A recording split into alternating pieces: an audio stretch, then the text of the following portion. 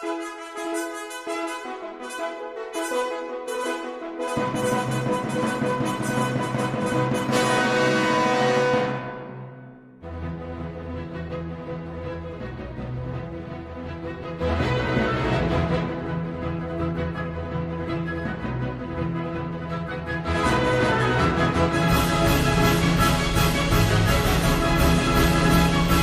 a la acción de la misión ni tampoco hay. Pensaba que se podía ir más adelante que el propio presidente. Tenemos déficit habitacional, déficit en aulas y déficit en instalaciones sanitarias. El general Banzer y quienes con él son responsables, aunque en distinta medida, de los delitos que hemos mencionado.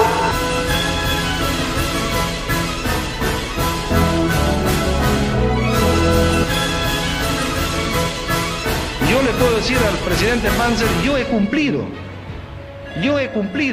He tomado la decisión de renunciar a la presidencia de la República. En este punto del documental daremos un repaso de estos casi 20 años de separación entre la primera y la segunda presidencia de Banzer. Son años dramáticos, tanto a nivel político como a nivel económico. Una sucesión interminable de presidentes y una crisis económica dan mucho que hablar. ¿Y creen que Banzer se mantuvo al margen? Por supuesto que no. ¿Pero qué pasó luego de su derrocamiento? Luego de su derrocamiento a Banzer le invadió una gran tristeza. Como a todos los expresidentes, vio como aquellos que se decían sus supuestos amigos y colaboradores no eran amigos suyos, sino amigos del poder. Banzer terminaría trabajando en la embajada argentina, donde vería a sus tan queridos amigos gauchos, en especial a Videla, los cuales todavía seguían en el poder. Según el diario argentino La Opinión, Banzer fue descubierto haciendo una conspiración contra Pereda, lo cual terminó por hacer que el nuevo presidente quiera sacarlo lo más antes posible del país, en un exilio disimulado, dándole el ya mencionado puesto de embajador en la embajada boliviana en Argentina.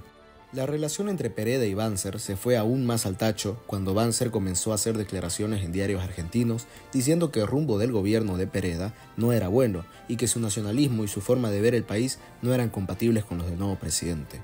El presidente Pereda con rudeza respondió diciendo, y cito, «Es la herencia más desastrosa que pudo haber recibido en la historia económica del país», refiriéndose a la deuda y a la situación institucional entregada por Banzer. En Bolivia Pereda no la tendría fácil. Como era de esperarse, la administración Carter no apoyó a su gobierno y la situación interna era difícil.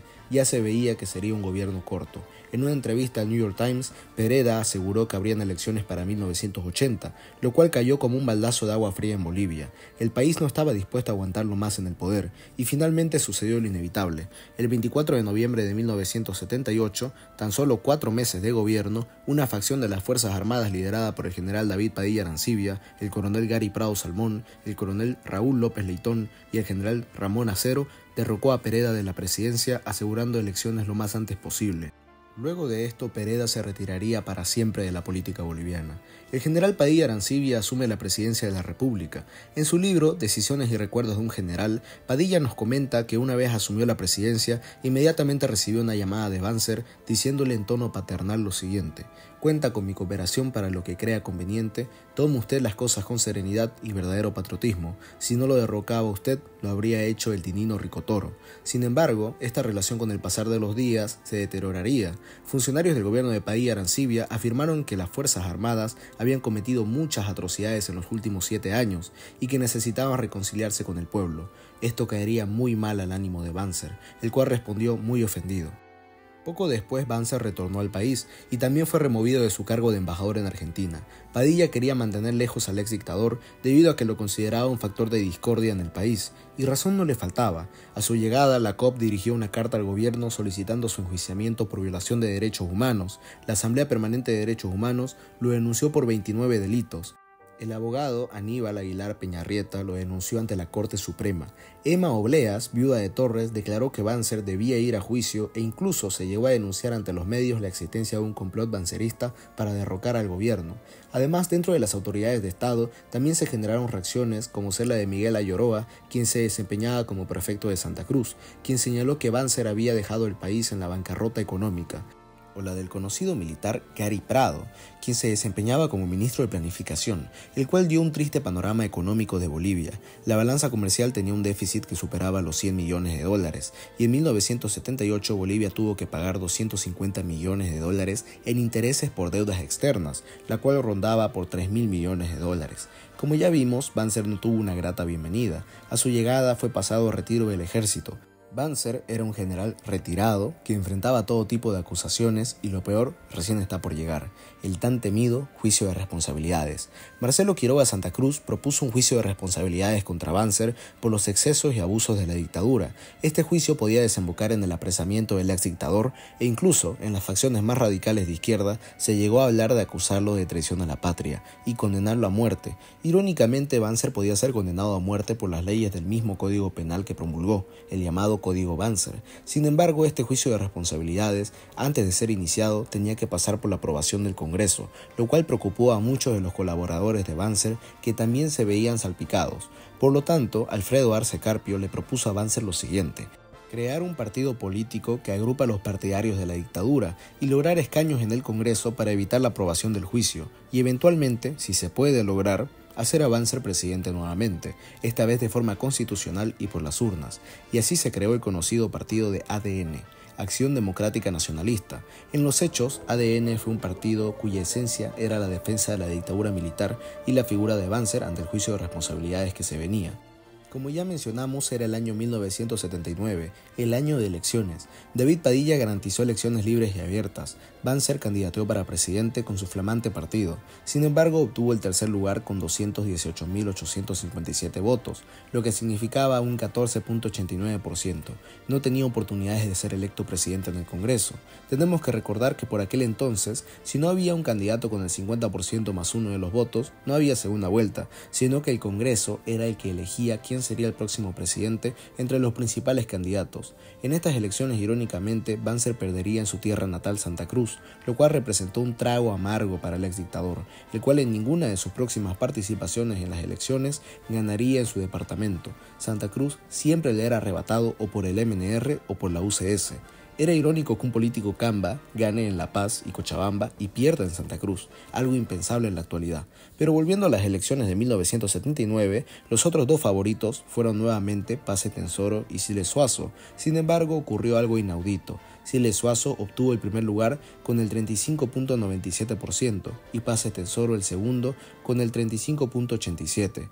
Una diferencia de tan solo 1.512 votos. Quedaba bajo responsabilidad del Congreso la designación del próximo presidente de la nación. Sin embargo, este grupo de políticos nunca se pusieron de acuerdo en quién debía ser el próximo presidente. Por un lado, los partidarios de Siles señalaban que sin importar la ínfima diferencia, el primer lugar era de Siles y por eso merecía ser presidente. Por otro lado, los partidarios de Paz Etenssoro señalaban un empate técnico y que la designación presidencial era debatible. Banzer propuso un gobierno tripartito, ADN, MNR, UDP, pero todos lo rechazaron. La responsabilidad de otorgarle finalmente una democracia al país recaía en esos 144 parlamentarios. Tras 7 votaciones, entre el 4 y 5 de agosto, no se logró la mayoría para que ninguno de los candidatos pueda llegar a ser presidente. La situación estaba completamente estancada. No se hallaba una salida de la situación. Los diarios comenzaron a difundir una serie de complots por parte de los militares, los cuales ante la incertidumbre estaban aprovechando para conspirar. Ante tan incómoda situación, el diputado veniano Guillermo Tineo, quien pertenecía a ADN, propuso que el presidente del Senado, Walter Guevara Arce, sea presidente durante un año, mientras se resolvía el empantanamiento. Una vez posesionado el nuevo presidente civil de transición, el diputado Marcelo Quiroga Santa Cruz realizó su histórico discurso en el cual sustentó su juicio de responsabilidades contra Banzer. Dicho discurso duró 14 horas, en las cuales se contabilizaron hasta 234 delitos. Como lo anunciamos en primer instante, es inexcusablemente un juicio político. Es un juicio de naturaleza política que solo la ignorancia política o la mala fe identifica con el juicio partidario o la expresión subalterna de enconos y resentimientos personales. Es juicio político porque es de naturaleza política el delito de que hay que juzgar. Es juicio político porque los administradores deshonestos del interés nacional, aquellos que se enriquecieron ilícitamente, aquellos que violaron derechos y libertades fundamentales no incurrieron en los delitos mencionados y probados como personas privadas. Lo hicieron en el ejercicio de funciones públicas. En la primera fase se presentaron todos los antecedentes ante la Comisión Mixta del Congreso, pero ¿de qué se acusaba exactamente a Banzer? Se lo acusaba de violación a los derechos fundamentales de la persona, delitos económicos y delitos contra la integridad, soberanía y dignidad nacionales.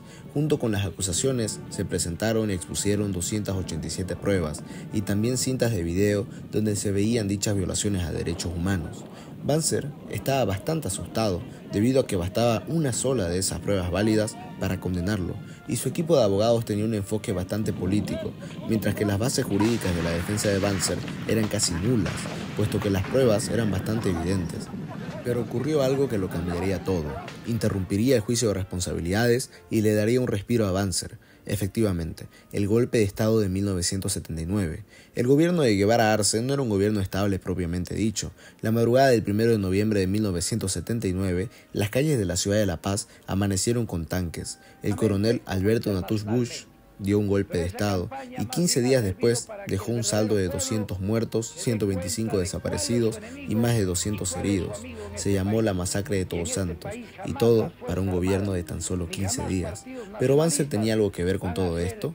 Banzer obviamente era consciente de la conspiración que se armaba e incluso apoyaba y le pedía a muchas guarniciones plegarse en favor del golpe de Estado. Incluso muchos de sus diputados andaban detrás de los ministros y el presidente Natusch con tal de colaborarle. Sin embargo, rápidamente el sangriento gobierno de Natusch se quedó con apoyo local mínimo, y a nivel extranjero prácticamente los Estados Unidos no tardaron en condenar el golpe de Estado. Con esta carencia de apoyo, Natusch renuncia y escapa de Palacio Quemado en su jeep ante la condena de todo un pueblo que veía el sinsentido de su golpe de Estado. Una vergüenza nacional. De esta manera sube al poder la primera mujer presidente de Bolivia, Lidia Gayler Tejada. Gayler asume la presidencia prometiéndole nuevamente al país elecciones libres y un presidente civil salido de las urnas. Logró su objetivo principal, celebrar elecciones. Dichas elecciones fueron ganadas por amplia diferencia por Siles Suazo, quien obtuvo el 38.74% de los votos. Paz Etenssoro apenas logró un 12%, perdió casi la mitad de sus votos comparado con su anterior elección. Esta pérdida de votos se debió a su relación con el golpe de Natusch. Muchos de sus colaboradores, entre ellos su mano derecha Guillermo Bedregal, colaboraron con Natusch, este último siendo incluso su ministro. Por otro lado, Banzer quedó con un 16%. Esta vez Paz Etenssoro decidió apoyar a Siles para que sea electo como presidente de Bolivia. Sin embargo, ocurriría algo que nuevamente truncaría los sueños democráticos de los bolivianos. Con el fin de evitar una segunda presidencia de Hernán Siles Suazo, el general Luis García Meza impone un golpe de Estado el 17 de julio de 1980. Pero ¿cuál era la relación que había entre García Meza y Banzer y cuál fue la posición del general ante este nuevo golpe de Estado? Banzer, como en el golpe de Natusch, tampoco fue ajeno a la conspiración que estaba gestando el general García Meza. Estuvo en los preparativos del golpe de Estado y también fue aliado del régimen durante los primeros 9 meses de gobierno. Entre los banceristas que formaron parte y apoyaron el gobierno de Luis García Meza se encuentran Jorge Tamayo Ramos como ministro de Finanzas, Franz Ondarza, quien fue embajador en Bélgica como representante de Bolivia ante la Comunidad Económica Europea, Antonio Ormachea, Marcelo Ostria, Rolando Pereira, Manfredo Kempf como embajador de Bolivia en España o Mario Rolón Anaya, quien fue incluso su canciller. Además, los grupos de choque de García Meza estaban compuestos sobre todo por falangistas y adenistas. Es más, el general Gary Prado Salmón cuenta, y cito, García Meza me dijo que Banzer participó de la conspiración que él les había aventado para que impidieran el juicio de responsabilidades. García Meza representó lo que quizás es la etapa más oscura de nuestra historia, masacres como la de la calle Harrington, asesinatos, un narcotráfico impulsado desde el mismo Estado Nacional y por el mismo presidente, un gobierno sin reconocimiento internacional, un gobierno sin rumbo alguno. Pero no estamos aquí para hablar de García Meza y su nefasto gobierno, el cual se merece su propio documental, sino qué hizo Banzer en ese momento. A cambio de su respaldo e inicial apoyo, García Meza le obsequió a Banzer un oscuro regalo, la muerte de alguien que venía molestando a Banzer ya mucho tiempo, Marcelo Quiroga Santa Cruz. En medio de los disturbios por el golpe del 17 de julio de 1980, o sea el golpe de Estado de García Meza, se asesinó a balazos a Marcelo Quiroga Santa Cruz, el principal impulsor del juicio de responsabilidades contra Banzer. El día del golpe, en el asalto a las oficinas de la Central Obrera Boliviana, Marcelo Marcelo Quiroga Santa Cruz fue torturado y luego asesinado por Felipe Froilán Molina Bustamante, alias el Killer, el cual era un hombre de confianza de Banzer y miembro de la seguridad personal de su esposa Yolanda Prada. El año 2007, el Killer, después de largas investigaciones, sería condenado a 30 años de presidio sin derecho a indulto, pero sería recién capturado el año 2016. Sin embargo, Banzer nunca estuvo ante la justicia para responder por el asesinato de Marcelo Quiroga Santa Cruz y sus vinculaciones con el caso. El cuerpo de Quiroga Santa Cruz nunca sería encontrado y la familia nunca pudo velar el cuerpo en Bolivia. Se dice que el cuerpo de Quiroga se encuentra en la hacienda de Banzer en San Javier. Quiroga Santa Cruz representa la valentía del boliviano, el cual en muchas oportunidades luchó por su democracia. Es un ícono de la lucha por la libertad y la lucha en contra de las dictaduras. En los hechos, su valiente juicio no era solo un juicio contra Banzer, sino un juicio contra todos los delitos que las Fuerzas Armadas cometieron durante la administración del país. Lo que yo les estoy contando, lo que les voy a contar, me ha contado a mí un señor Benavides, que era jefe de inteligencia cuando Banzer, Guido Benavides Albizuri, que ha muerto en Chonchocó. Y él me contó, me relató todo lo que había pasado, cómo había pasado, etc. A ver, cuéntenos qué le había comentado Guido. No, que en principio quiso hacer desaparecer su cadáver de Marcelo Arce, de Marcelo Quiroga, el coronel Arce, ¿no ves? Y habían puesto unos vidrios turriles llenos de gasolina y con eso lo quisieron quemar ahí en las ánimas, salir abajo, donde son las canchas de golf. ¿Qué es? Mayasilla. Mayasilla. Y bueno, bien al día siguiente y solamente estaba chamuscado. No se quemó por ningún lado. El 17 lo tratan de incinerar, el 18 van y estaba todavía el cuerpo, bueno, reconocible seguramente. Han pasado un montón de cosas que yo no sé cómo ha sucedido, porque Marcelo aparece desfigurado, como si lo hubiesen pegado primero, porque tenía el ojo hinchado, toda la cara estaba mal, el ojo verde. ¿Pero lo torturaron primero, antes de asesinarlo? No, pues no hubo tortura, porque estaban en plena bajada de las gradas. Ahí lo agarró el suboficial Killer y lo disparó. Esas cosas que le han pasado, esos golpes, han de avisar cuando lo metían ya muerto a la ambulancia, alguna cosa de eso. Ya, van entonces a Mayasilla, descubren que no se había incinerado completamente el cadáver. ¿Qué ocurre después? Después de eso dice Benavides que lo quisieron hacer desaparecer en cualquier forma. Pero en eso se contacta con Banzer y Banzer le dice que lo haga llevar, o que lo haga llevar a Santa Cruz. Y en el avión de Winde Razuk, que era su prefecto en Santa Cruz, y ese tenía un avión. A ese también lo tarucharon los narcotraficantes por no cumplir con sus compromisos, diremos así. Los tarucharon al tipo, le entregaron una bolsa de carne y huesos nomás. Y en ese avión fue en el que lo llevaron, según Benavides, y después me contó algo Arce, ¿no?, hasta la hacienda de San Javier. ¿El mismo 18, general? ¿El mismo 18 de julio? No. ¿Cuándo fue?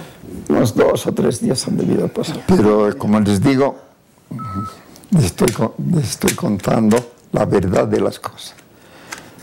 Porque si me remuerde la conciencia, les digo que no me remuerde la conciencia, porque yo no he querido hacer daño a nadie, más bien he querido hacer bien, pero mis camaradas no me han dejado.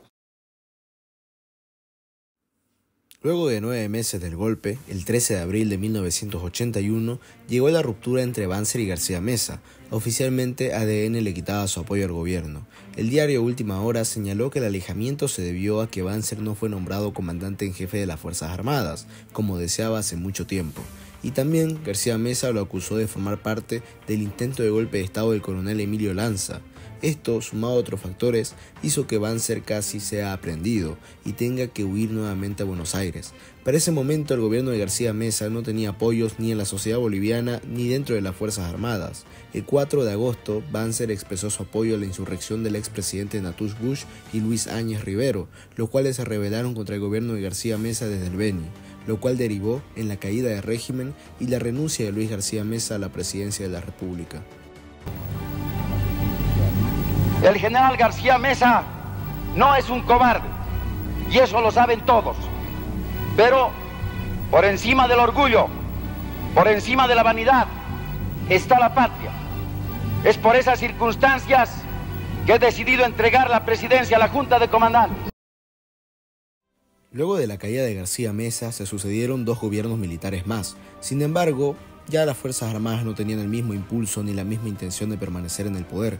Gran parte de los oficiales, luego del desastre de García Meza y Natush, ya creían que era momento de abandonar la política. Por ende, estos 2 presidentes, tanto Celso Torrelio como Guido Vildoso, viabilizaron la apertura democrática, y luego Vildoso reconoció los resultados de las elecciones de 1980 y el Congreso de 1980, resultando electo presidente Hernán Siles Zuazo para el periodo 1982-1986. Sin embargo, lo último que mencioné es importante. El Congreso fue clave para el desastre que terminaría siendo el gobierno de Siles. Al reconocer dicho Congreso, se reconoció un Congreso en el cual el gobierno tenía casi una nula participación política. La mayoría del Congreso estaba compuesto por ADN y MNR. Por lo tanto, dichos partidos ejercieron una fuerte oposición desde el legislativo, rechazando muchas de las iniciativas del presidente Siles y no dejándolo gobernar. Esto, sumado a los malos manejos administrativos, tanto del gobierno de Siles como el de los anteriores gobiernos, incluido el factor de la inestabilidad y la deuda externa que generaron los militares, sumieron a Bolivia en una crisis económica nunca antes vista, una crisis que toda una generación recordaría. Se llegó a la cifra récord con 1.282% de inflación en 1984 y después se logró superar este mismo récord con un 8.767% de inflación en 1985. El país estaba mal, tan mal que incluso se llegó a secuestrar al presidente Siles durante 10 días. Alfonso Crespo, en su biografía de Hernán Siles Zuazo, señala que entre los implicados en el secuestro se encontraba el exministro Guillermo Fortún, y la UDP denunció que Alfredo Arce Carpio estaba detrás de todo. Ambos eran estrechos colaboradores de Hugo Banzer y miembros activos y dirigentes de Acción Democrática Nacionalista. En todo caso, el gobierno de Hernán Siles Zuazo ya no tenía rumbo alguno. La hiperinflación y la crisis llegaron a la casa de cada uno de los bolivianos y el sentimiento de que se necesitaba un cambio de rumbo tanto político como económico se sentía dentro de la sociedad a finales de 1984, cuando Siles anunciaba la convocatoria de elecciones para junio de 1985 y el recorte de su mandato presidencial.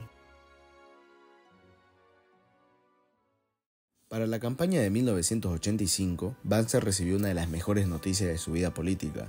El Congreso de la Nación dispuso el cierre de su juicio de responsabilidades y abrió uno nuevo, un juicio para algo más reciente. Como esperábamos, un juicio de responsabilidades contra Luis García Meza, el cual sí fue condenado a 30 años de presidio sin derecho a indulto.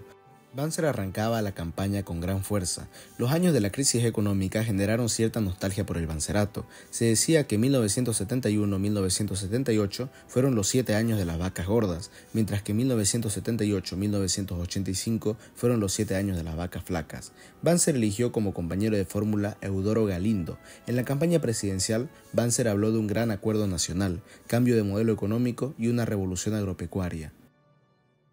A mi pueblo que dedicaré lo mejor de mis esfuerzos para garantizar a los niños bolivianos salud, educación y un futuro mejor de progreso y bienestar.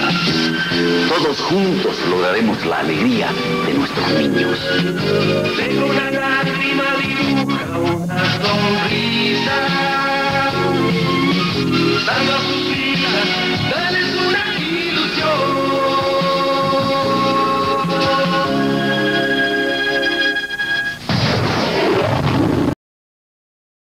Banzer tenía la confianza en obtener un buen resultado, y así fue, sacó el primer lugar en las elecciones con un 32.83%, mientras que le seguía Paz Estenssoro con un 30.36%. En estas reñidas elecciones se vio el potencial electoral que tenía ADN y la popularidad que podía llegar a tener Banzer. Sin embargo, no era suficiente para declararse presidente, puesto que el MIR no le daría sus votos congresales. Ante esta situación, a pesar de haber sacado el segundo lugar, Paz Estenssoro logró conseguir los apoyos suficientes, especialmente de los votos antibanceristas, para congraciarse como presidente de la República para el periodo 1985-1989. En el Congreso, Paz Estenssoro obtuvo 94 votos contra los 51 votos del general Banzer. Era un momento crítico para el país y Paz Estenssoro realizó su histórico discurso. Estimados conciudadanos, la patria se nos está muriendo y es preciso no eludir ningún recurso para un tratamiento de emergencia que detenga el desenlace. La persuasiva elocuencia de las cifras precedentes nos revela que no podemos proponer al país medidas cosméticas para arreglar la situación actual. O tenemos el valor moral, con su secuela de sacrificios, para plantear de modo radical una nueva política, o sencillamente, con gran dolor para todos, Bolivia se nos muere. Entre las principales medidas que hizo Paz Estenssoro se encuentran la reducción del déficit fiscal, lo cual a su vez significaba el congelamiento de salarios, aumento del precio de la gasolina y la reducción de los gastos del Estado, un cambio real y flexible de la moneda. El peso boliviano tuvo una reducción de 6 ceros y además se creó el bolsín controlado por el Banco Central, la libre contratación y relocalización, que en los hechos fueron despidos masivos en las minas y demás instituciones públicas, la liberalización total del mercado y una reforma tributaria para atraer inversión privada. Pero gran parte de estas medidas requerían el apoyo mayoritario del Parlamento, lo cual no tenía Paz Estenssoro. Aquí es donde interviene Banzer y el llamado Pacto por la Democracia. ¿En qué consistió el Pacto por la Democracia? Consistió en un pacto político entre el presidente Paz Estenssoro y el general Banzer, en el cual Banzer se comprometía a apoyar en el Congreso todas las medidas económicas de Paz Estenssoro y el presidente Paz Estenssoro se comprometía a apoyar a Banzer en el Congreso para que se convierta en presidente, de esta manera allanando el camino de Hugo Banzer hacia su tan añorada presidencia constitucional. El Pacto por la Democracia fija objetivos de interés nacional y de ninguna manera baja en su nivel a la búsqueda del cogobierno. Consiguientemente, el pacto no está en función del cogobierno ni está en función del cargo público. Sin embargo, algunos partidarios de Acción Democrática Nacionalista han sido invitados a participar en el gobierno del doctor Paz Estenssoro. Y es evidente que se hubiese invitado a miembros de mi partido a formar parte del gobierno del doctor Paz Estenssoro. Lo que pasa es que, en virtud del derecho parlamentario y como brigada parlamentaria numerosa, ADN tiene ese derecho parlamentario de administrar algunas empresas del Estado, cuyo origen en la designación está en la Cámara de Diputados. Este pacto duró hasta los finales del gobierno de Paz Estenssoro, cuando diferencias en la decisión de cuál sería la fecha electoral hicieron que el Pacto por la Democracia se rompa. Además, el MNR presentó a su propio candidato, Gonzalo Sánchez de Lozada, el cual quería alejarse de la figura de Hugo Banzer y tener una imagen propia mucho más fuerte. Tras ser roto el pacto, Banzer decidió presentarse también a las elecciones de 1989. En estas elecciones, además de Gonzalo Sánchez de Lozada, también se enfrentaría contra Carlos Palenque Avilés, de Condepa, y Jaime Paz Zamora, del MIR, el cual había sido vicepresidente de Hernán Siles Suazo y un férreo opositor a su dictadura. Los resultados de las elecciones fueron los siguientes. Sánchez de Lozada sacó el primer lugar con un 25.64%, mientras el segundo lugar se lo llevó Banzer con un 25.23% y el tercer lugar, Jaime Paz, con un 21.82%. Algo que tenemos que resaltar es que Banzer durante las elecciones se comprometió a apoyar al primer lugar en el Congreso porque esto era lo más democrático. Ratifico mi decisión de apoyar a quien gane las elecciones, así fuese por un solo voto, porque el voto es la fuerza de la democracia. Así fuese por un solo voto. ¿Pero Banzer cumpliría esta promesa? No. No se esperaba este estrecho margen de diferencia que lo desplazaba al segundo lugar en las elecciones y colocaba a Goni de primero. Jaime Paz siempre dijo que ADN y el MIR estaban separados por ríos de sangre, refiriéndose a la cruel represión que sufrieron durante la dictadura de Banzer. Sin embargo, la augurria de poder lo puede todo. Víctimas y verdugos se daban la mano con tal de lograr que un tercer lugar se haga presidente del país. Y así sucedió. A pesar de sacar el primer lugar en las elecciones, Goni no logró los votos necesarios para ser presidente. En su lugar, Jaime Paz, en una jugada inesperada, logra los apoyos de ADN, y a pesar de ser tercero en las elecciones, logra ser elegido como presidente de Bolivia para el periodo 1989-1993, con tal de no dejar a Goni ser el próximo presidente. Parece un cuento o un chiste de mal gusto, pero es historia. Y fue la historia de cómo un tercer lugar se convirtió en presidente, de cómo un ex dictador y su ex perseguido se dan un abrazo y un beso y saltan juntos aquellos tan aclamados ríos de sangre. Apoyar en el Congreso Nacional la candidatura del licenciado Jaime Paz Zamora.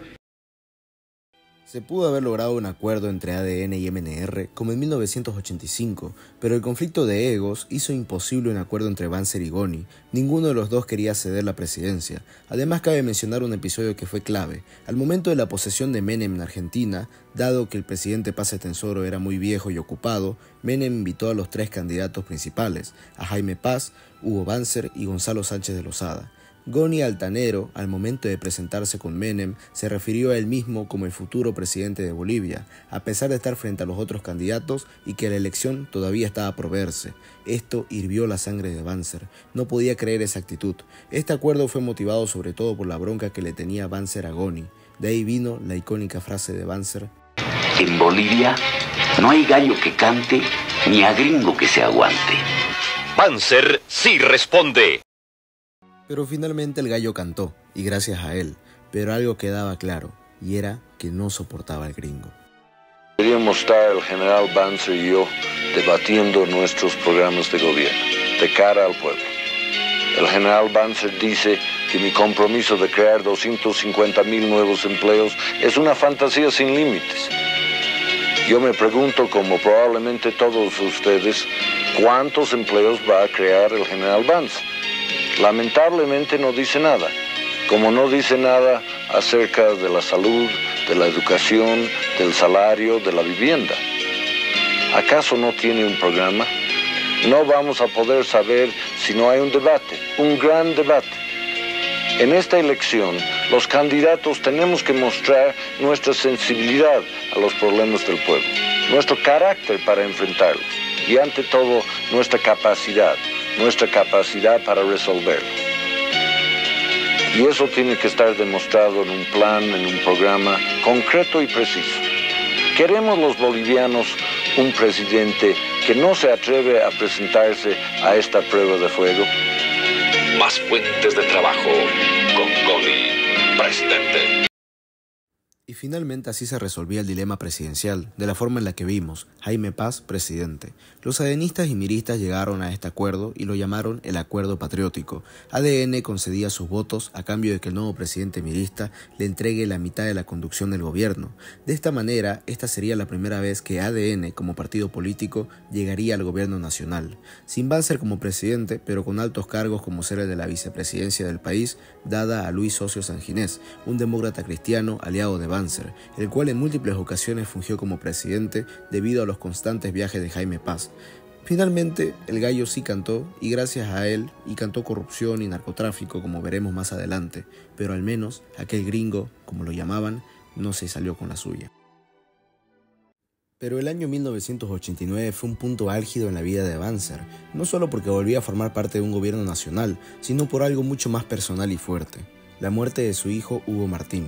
Su hijo, que estudiaba en la Universidad de San Luis, California, muere en un accidente de moto. Mario Ed Zamora, uno de sus colaboradores más cercanos, recuerda el momento en que recibió la trágica noticia. Relata que en su desesperación, el general, gritando y llorando, se golpeaba la cabeza contra la pared, pidiéndole perdón a Dios por sus errores y preguntándole qué había hecho para que su hijo muera de esa manera. Hay que recordar que no es el primer hijo de Banzer que muere. En las vísperas de la Navidad de 1971, cuando Banzer se estrenaba como dictador, en plena reunión de gabinete, uno de sus edecanes entra alarmado diciendo lo siguiente: dice la señora Yolanda que algo grave ha ocurrido en su casa y pide que el presidente vaya inmediatamente. El general llegó a su casa y quedó petrificado al ver en el salón de su casa al cuerpo de su hijo Boris completamente ensangrentado. Inmediatamente estalló en llanto junto a su esposa. Boris Banzer y uno de sus amigos se encontraban jugando con una pistola automática que se encontraba en el escritorio del presidente, y accidentalmente el amigo disparó contra el hijo del dictador, acabando con su vida. Boris Banzer tan solo tenía 18 años. Volviendo a los temas políticos, el gobierno del MIR-ADN, que va de 1989 a 1993, se caracterizó por la apertura diplomática de Bolivia hacia el mundo. Los constantes viajes del presidente Paz Zamora alrededor del mundo afianzaron la posición internacional de Bolivia. Además, a grandes rasgos podemos decir que el país crecía a un ritmo del 3% del PIB. La inflación se mantuvo controlada y se mantuvieron los postulados del 21.060, pero el gallo que cantó gracias a Banzer también cantó corrupción y narcotráfico, dos de los escándalos que caracterizaron a este cuestionable gobierno del MIR. El escándalo de los narcovínculos terminó por sepultar las posibilidades del MIR de poder tener otro presidente en Palacio Quemado. Además, mientras todo esto sucedía, el partido de Banzer, ADN, sufría una de sus más graves crisis internas. Uno de sus líderes, quien incluso había sido candidato a vicepresidente de Banzer, Eudoro Galindo, lanzó fuertes declaraciones contra el partido, hablando que los tránsfugas y los eternos aprovechadores de la política se habían incrustado en ADN, e incluso llegó a denunciar casos de corrupción e inmoralidad dentro del partido. Además denunció que los Banzer, con dineros mal habidos, compraron una mansión de 1.5 millones de dólares frente al Hotel Los Tajivos. Posteriormente se comprobó que precisamente esa era la residencia de los Banzer. Además, dentro de su partido ya surgían corrientes modernizadoras, las cuales exigían la democratización interna del partido. Muchas voces pedían elecciones internas, sin embargo Banzer negaba esto, quería seguir siendo el caudillo del partido y no veía a otro posible candidato fuera de él.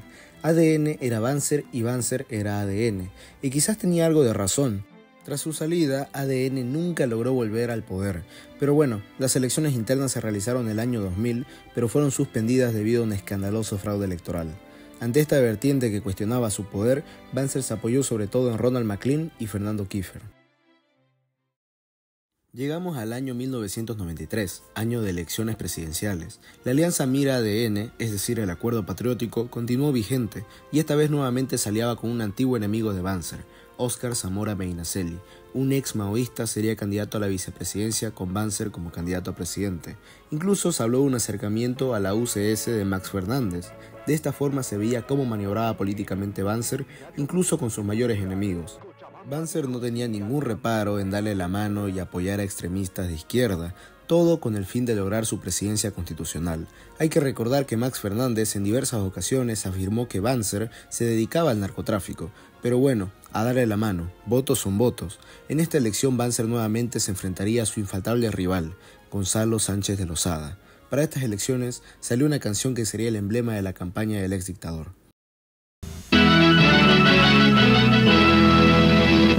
Cantemos la canción de la victoria, cantemos al futuro triunfador, el canto que se anida en nuestro pecho y que palpita en toda la nación. Mujeres, niños y hombres de Bolivia, juntemos nuestras voces al cantar, que en todos los confines de la patria vamos a triunfar. Mi general, el pueblo te eligió de corazón, pues dice democracia la nación, la justicia social tu gran pasión. Mi general, la historia contará de tu valor, primero siempre en campos del honor, la patria te saluda con amor. Ahora sí, Banzer presidente. A pesar de tan pegajosa e inolvidable canción, esta vez debido al desprestigio del gobierno de Jaime Paz y a los escándalos de corrupción y mala administración que sacudieron al gobierno del acuerdo patriótico, Goni destruyó a Banzer en las elecciones, sacándole casi 15 puntos de ventaja. Goni le sacó más de 230.000 votos de ventaja, dejando a Banzer sin la más mínima chance de ser presidente. Goni había ganado en todos los departamentos, excepto en Pando, y tenía el 44% de parlamento. Por ende, solo le faltaban unos cuantos diputados más para ser ungido presidente. No le costó mucho derrotar a Banzer en el parlamento. Una alianza con la UCS y el Movimiento Bolivia Libre le bastaron para ser electo presidente de Bolivia para el periodo 1993-1997. Banzer se sintió humillado. Además, muchos de sus partidarios confesaron que el general tenía cierto complejo de inferioridad intelectual frente a Goni. Simplemente no lo soportaba. No soportaba su humor, no soportaba su intelecto, no le gustaba ni su forma gringada de hablar, ni nada. Al final, el mayor enemigo de Banzer, el que más bronca le causó, no fueron los comunistas con los cuales al final en democracia terminó aliándose, sino aquel paceño agringado llamado Gonzalo Sánchez de Lozada. En mi gobierno, transformar la popularidad y el afecto que ustedes me han dado en respeto y sabiduría. Tras esta derrota, Banzer incluso anunció con la voz flaqueada lo siguiente: hoy desde Santa Cruz, desde mi hogar, anuncio mi retiro de la actividad política, lo que de modo alguno significa mi alejamiento de mi partido, al que debo tanto. Tuve triunfos inesperados, tal vez, y decepciones muy grandes. El peso de mis 7 años de gobierno de facto fueron decididos en mi actividad política, aunque mi contribución a la democracia, de la que soy absoluto convencido, fue grande. La decepción de Banzer fue dura y representó una etapa oscura para él. Había perdido toda esperanza de ser presidente constitucional y estaba genuinamente triste por eso. No le gustaba la idea de pasar a la historia solo como un dictador, sino que ahora genuinamente quería pasar a la historia como algo más, como un presidente democrático. Sin embargo, ese sueño fracasó ya en 5 elecciones. Creía que era momento de irse. Banzer se recluyó en San Javier con su familia, dejó de estar al tanto de la política y pidió no ser visitado por ningún político. Se dedicó a disfrutar de sus vacas, sus caballos y tomar sus infaltables refrescos de tamarindo. Estaba en una especie de depresión. Sin embargo, esta situación no se alargaría mucho tiempo. Muchas personas de su entorno le pedían seguir en política hasta el final, no desfallecer y continuar luchando por su tan añorada presidencia constitucional. Además, su partido se estaba desmoronando internamente. Sin su liderazgo surgían pugnas entre Jorge Landiva, Ronald McLean, Fernando Kiefer y Jorge Quiroga. Finalmente lograron levantarle los ánimos y devolverlo a la carrera presidencial. El 4 de junio de 1994 anunció que seguía en la carrera y que continuaría en la política. La oposición sin Banzer carecía de un líder claro. Carlos Palenque, si bien gozaba de una amplia popularidad en La Paz, para ser específico, sobre todo en el Alto, no tenía llegada a nivel nacional. En el oriente boliviano era prácticamente un desconocido.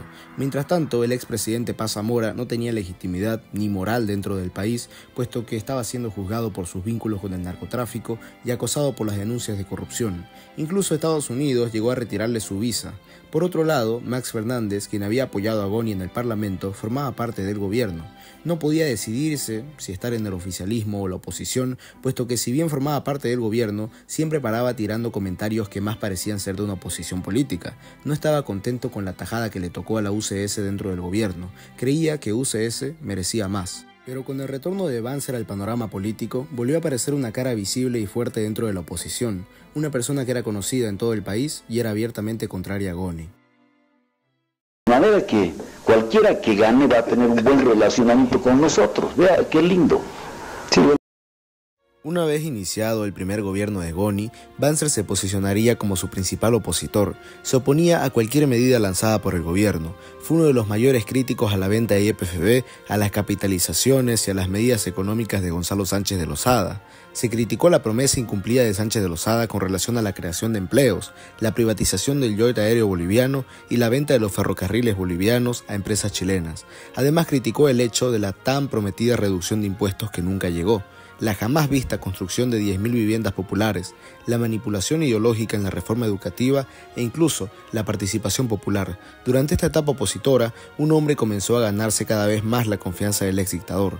Su nombre, Jorge Quiroga Ramírez, más conocido como Tuto Quiroga, quien se convertiría en la mano derecha de Banzer. Algo que redujo su popularidad fue un escándalo que no es negado ni por sus mismos partidarios, como ser Manfredo Kempf. El escándalo consistió en lo siguiente: tras que Max Fernández dijera y afirmara que el general Banzer se dedicaba al narcotráfico, Banzer, al saber esto, perdió completamente la compostura. Se dirigió a la casa de Fernández y personalmente lo encañonó con su revólver, amenazándolo de muerte, e incluso llegando a disparar 2 tiros al aire. Sin duda alguna, al Banzer democrático todavía le quedaban cositas de su dictadura. El escándalo fue nacional y le restó muchísimos apoyos. Corría el año 1997 y Banzer comenzaba a mover sus fichas para las elecciones y la campaña presidencial de dicho año. Comenzaba a buscar aliados y el proyecto Banzer 97 había empezado. Se empezó a trabajar para realizar spots de campaña, afiches, la oferta electoral, la propuesta, los discursos, las entrevistas y documentales que sacaría el general para enaltecer su imagen ante el pueblo boliviano. Sin embargo, no se contaba con los mismos recursos usados en las anteriores elecciones. Las de 1993, una en la que tuvo sus peores resultados, fue precisamente en la que más dinero se gastó. En este último esfuerzo de 1997 se tuvo que recaudar en kermeses, cenas y sorteos el dinero suficiente para poder financiar la campaña. Finalmente, el 2 de febrero de 1997, ante una gran multitud, se proclamó Hugo Banzer candidato a la presidencia y a un joven tecnócrata, Jorge Tuto Quiroga, como candidato a la vicepresidencia. Además contaba con nuevos aliados. La Democracia Cristiana y la Falange Socialista Boliviana retornaron a su lado. Fernando Untoja, con su partido indigenista, Catarismo Nacional Demócrata, también se les unía, y un nuevo partido liderado por un personaje muy conocido en Cochabamba, el capitán Manfred Reyes Villa, con su nuevo partido, Nueva Fuerza Republicana, se unía a la coalición. Tres hechos marcaron esta campaña presidencial: la renuncia de René Bladman a la candidatura presidencial del MNR, la cual generó una fuerte crisis interna en el partido movimentista, siendo sustituido por Juan Carlos Durán, quien sería el nuevo candidato oficial. Por otro lado, el cambio radical en la política que significó la muerte de Max Fernández en un accidente aéreo un año antes de las elecciones. Max Fernández era uno de los políticos más relevantes del momento y su muerte significó un gran vacío en la política. Pero las muertes no terminarían aquí. Carlos Palenque, el 8 de marzo de 1997, muere en su casa a causa de un infarto. La conmoción fue muy fuerte, al igual que con Max Fernández, miles de personas dolientes acudieron a los funerales de ambos líderes que dejaron una huella muy grande en la democracia boliviana. Palenque antes de morir tuvo una reunión con Banzer, en la cual había acordado una alianza rumbo a las siguientes elecciones y le había garantizado los votos de Condepa en el Congreso, en caso de que tenga que enfrentarse al candidato MNRista. La campaña había comenzado, y tanto el MNR como ADN lanzaron spots, afiches y propuestas para el país, y uno de los movimientos más inteligentes del MNR fue sacar el llamado Bono Sol, el cual era un bono de $250 que se entregaba a las personas mayores de 65 años. Este bono era financiado con el dinero recaudado de la capitalización. Este bono se reclamaba con un carnet, el cual, como no, era de color rosado, los colores del partido del MNR. En contraposición, Banzer prometió el Bolivida, que supuestamente iba a ser el doble de dinero. Quiero ser muy claro y contundente. Pagaremos el bono sol de manera más justa y mejorada. El monto que recibirán será el mismo, eso sí, más temprano a los más pobres. Esta es la verdad. El resto son solemnes mentiras. Banzer sí cumple. Banzer cerró su campaña en La Paz el 25 de mayo. El 1 de junio se llevaron a cabo las elecciones. Se empezaron a emitir los resultados a boca de urna y finalmente Banzer obtuvo el primer lugar. Sin embargo, todavía no se sabía a ciencia cierta el porcentaje y la cantidad de parlamentarios que tenía. Los partidarios de ADN estallaron en euforia. Sin embargo, conforme iban saliendo los resultados de cada ciudad, se iban decepcionando. No tenían muchos senadores, pero un golpe brutal para Banzer fue el hecho de perder en su natal Santa Cruz. Y no perdió con un segundo lugar, sino con un tercer lugar, sin llegar a poder tener ni un solo senador cruceño. Si bien no había logrado una aplastante victoria, Banzer quedó en primer lugar y el panorama era mucho más alentador que en el año 1993.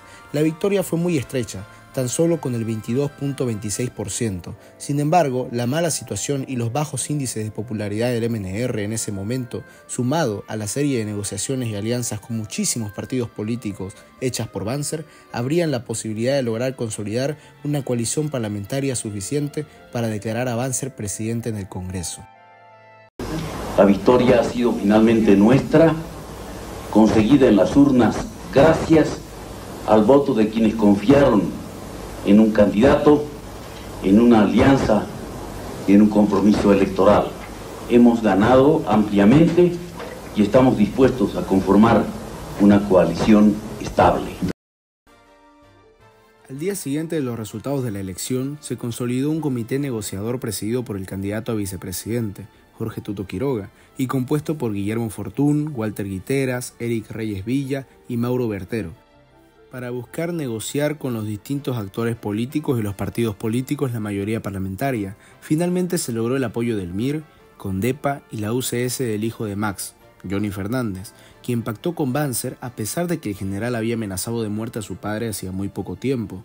Tanto Hugo Banzer, Jaime Paz, Manfred Reyes Villa, Benjamín Miguel, Ivo Kulgis, Johnny Fernández y Toto Quiroga se reunieron en el Hotel Radisson para brindar con champán el inicio del nuevo gobierno. Ahora tocaría una de las partes más difíciles, repartir el gobierno de tal manera que todos estén satisfechos. El primer hombre con un ministerio asegurado fue Carlos Iturralde con el Ministerio de la Presidencia. Luego siguió Javier Murillo de la Rocha como canciller.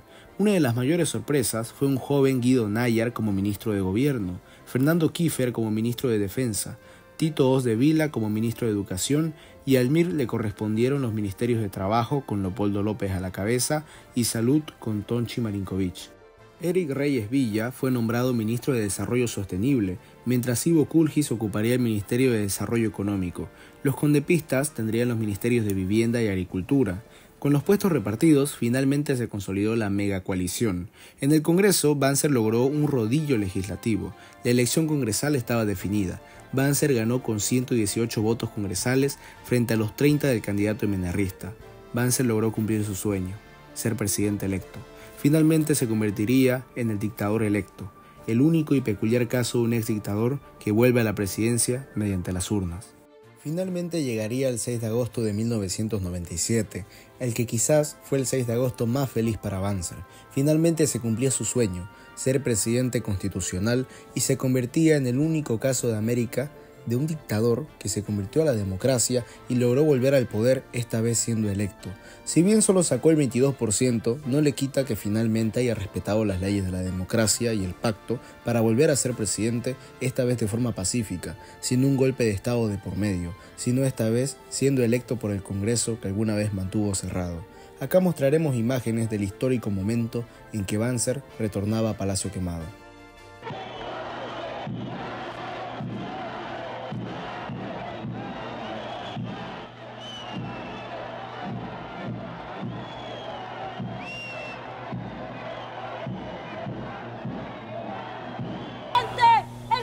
Necesitamos para sembrar de esperanzas e ilusiones el camino de la historia de nuestra patria. Nosotras estamos contra el autoritarismo y creemos que la memoria no se puede borrar y que la sangre no se lava. Banzer es un dictador. Banzer va a pasar a la historia como dictador. Banzer es, ha sido y va a ser un dictador. Tenga que ser el presidente. Ha habido cómplices del pueblo. Por eso... El mandato de presidente constitucional de la República que el pueblo le ha conferido, Dios y la patria le premien, si no, le demanden. Presidente constitucional de la República, le invito a presentarse para imponer los símbolos del mando supremo de la nación.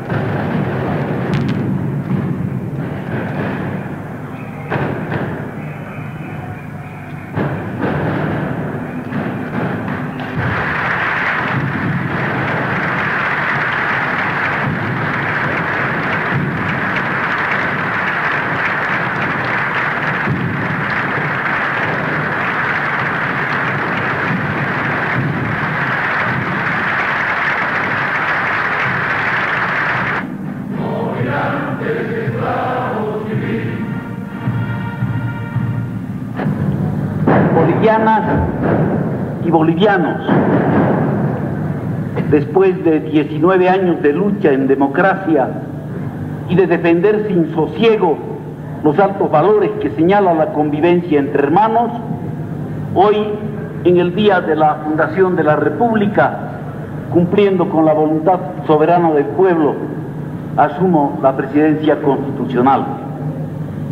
Lo hago con el ánimo sereno de quien sabe lo que significa esta inmensa responsabilidad y consciente del compromiso histórico que representa.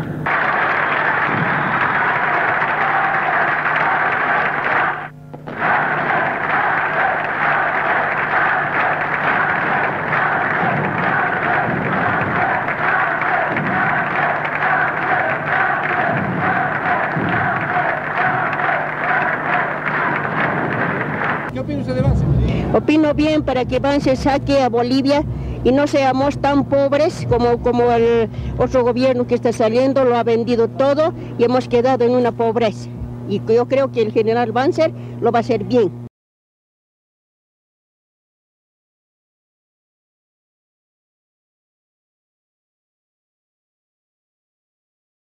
El gobierno constitucional de Banzer iniciaba con una aplanadora legislativa, logró los apoyos suficientes en el Parlamento, sin embargo, precisamente la diversidad de apoyos que tenía le hacía complicado el gobernar. Banzer señalaba que su gobierno se caracterizaría por 4 pilares fundamentales: oportunidad, que significaba progreso económico, con la meta de llegar al 7% de crecimiento del PIB anual, cosa que no se cumplió; equidad, que significaba desarrollo humano, salud, educación y reducción de la pobreza. Por otro lado, institucionalidad, mejoramiento de instituciones democráticas, lucha contra la corrupción y descentralización administrativa, y por último, dignidad, que velaba sobre todo por la lucha contra el narcotráfico y la erradicación de la hoja de coca excedentaria hasta el 6 de agosto de 2002, cosa que, si bien no se cumplió completamente, se avanzó significativamente, pero con violencia y un alto costo social. El gobierno impulsó la reforma del Poder Ejecutivo, aumentando el número de ministerios de 12 a 14. Además, se crearon los viceministerios, los cuales vendrían a sustituir a las secretarías. Por otro lado, reapareció el Ministerio de Educación y Salud y se creó el Ministerio de Comercio Exterior, mientras que se repuso el Ministerio de Comunicación bajo el nombre de Información Gubernamental. Incluso se hicieron cambios en el sistema regulador del Estado, se eliminaron las superintendencias de seguros, valores y pensiones, fundiéndolas en una sola. Por otro lado, en julio de 1999 se inaugura el gasoducto Brasil-Bolivia, la obra más grande encarada por nuestro país. Iniciado durante el gobierno de Goni, Banzer junto con el presidente Fernando Henrique Cardoso la inaugura, con una plena capacidad de transporte de hasta 30 millones de pies cúbicos de gas a plena capacidad. Esta es una importante obra para la historia del país. Gran parte del dinero que circuló en la bonanza se debe a lo que recibimos gracias a este gasoducto. Pero no todo fue color de rosa. Si bien el presidente subió su popularidad con el gasoducto, los problemas relacionados al precio de los hidrocarburos bajaron su popularidad, pero un hecho particular bajó más su popularidad, especialmente entre los ancianos. ¿Se acuerdan que Banzer dijo que no cambiaría el bonosol, que lo mantendría e incluso lo duplicaría? Pues adivinen qué eran verdaderamente solemnes mentiras. Banzer sí cumple. Las solemnes mentiras resultaron ser de Banzer. Banzer eliminó el bonosol y creó el Bolivida, que daba muchísimo menos dinero a los ancianos. El bonosol daba $250, mientras que el Bolivida daba apenas $60 por persona. Esto fue un duro golpe para la población mayor de edad en Bolivia. Además, el gobierno de Banzer se caracterizó por una serie de privatizaciones. Por ejemplo, la privatización de las refinerías petroleras, las cuales fueron adquiridas por Petrobras y Pérez Company. O la fundidora de estaño de Vinto, la cual fue vendida a un precio mucho más bajo que su valor propio a un consorcio inglés. O la polémica inversión en Soboce por 40 millones y la participación de esta en el 33% de la cementera francesa de Sucre. Es contradictorio e irónico que el partido que tanto criticó la capitalización de Gonzalo Sánchez de Lozada, una vez llegando al gobierno, haya decidido realizar privatizaciones puras y duras, traicionando su tan aclamado discurso nacionalista. Declarar enemigos de estas siglas políticas y enemigos de la patria a quienes individual o colectivamente entreguen el patrimonio nacional a manos extranjeras. Nosotros nos oponemos a la capitalización como se le está queriendo hacer porque vamos a entregar nuestros recursos energéticos, que es la única palanca de desarrollo que se tiene a la mano. La megacoalición no tardó en desarticularse. Primero Condepa sale del gobierno y luego Nueva Fuerza Republicana de Manfred Reyes Villa. Además, existían peleas internas entre el MIR y la UCS por pegas y por denuncias de evasiones de impuestos que recaían sobre Johnny Fernández. El gobierno y su cohesión estaban tan mal que incluso la relación entre Banzer y su vicepresidente, Tuto Quiroga, se distanció completamente, creando las famosas dos vertientes de ADN, los pitufos del vicepresidente Quiroga y los dinosaurios del presidente Banzer.